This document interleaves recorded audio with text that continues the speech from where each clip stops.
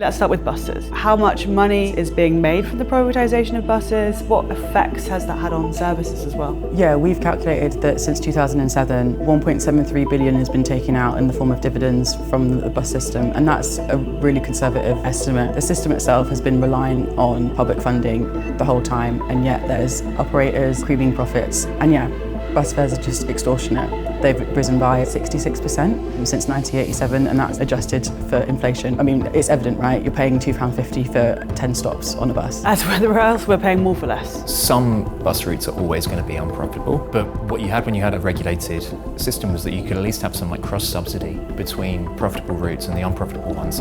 Then what you have at the moment is one in which the profits are then forked back to shareholders, and the unprofitable routes, they end up closing. Since the pandemic, about 20% of commercial routes have disappeared. There was an academic paper actually that found that 19% of the people surveyed had to turn down jobs because they weren't able to access them through public transport, through the bus system. We're paying more for a service that doesn't work. Another part of the transport sector that we're all familiar with is trains. What happened there? What's the story of privatisation of the rail sector? We have to talk about how it's privatised. We had the tracks themselves, the rails, the infrastructure, that's the most capital intensive part. That went to a company called Railtrack. Then you have the trains themselves, the rolling stock. They were to be held and owned by these rolling stock leasing companies.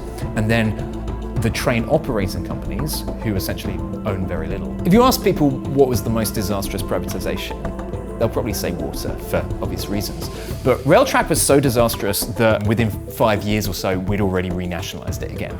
We created this national monopoly called Railtrack, who then at McKinsey's advice decided to get rid of all of their in-house engineers. And engineers are pretty important for trains. They started paying out very handsome dividends. The maintenance of the rails fell by the wayside. That was floated on the stock market in 1996. Within a few years, you have a series of fatal crashes. However, even after the Hatfield crash in October 2000, they still paid themselves handsome dividends in the region of maybe 138 million, I think. They're rewarded for pretty serious failures then. This is talking about a significant loss of life. What about the rolling stock? That is the hidden piece, right? Starmer's made a big song and dance about the nationalisation of the train operators, but behind that is the companies that own the rolling stock themselves and then lease it out or rent it out to the operators. The rolling stock companies, some of them are owned by NatWest, some of them are owned by literal just like financial institutions themselves. They're extremely profitable because through the private ownership of this asset, they can generate returns. So like 100% of post-tax profits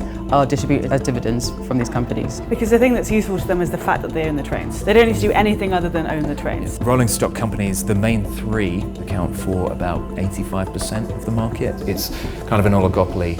What about the train operating companies? Yeah, so that's like the Southern Rail, your CTC. So they rely on passenger fares, the snacks you get on board. We've also seen that this is the part of the railway system that is being nationalised currently. It's no longer profitable. They decided to just pass it on to the government and say, you deal with it. They don't own any of the assets. They don't own the trains, they don't own the tracks. Where does the money go? When it comes to the rail system as a whole, we found that around 14.2 billion was paid out in dividends. So again, we see that the results of privatisation are not just a concentration of power and wealth, but also completely dysfunctional systems, right?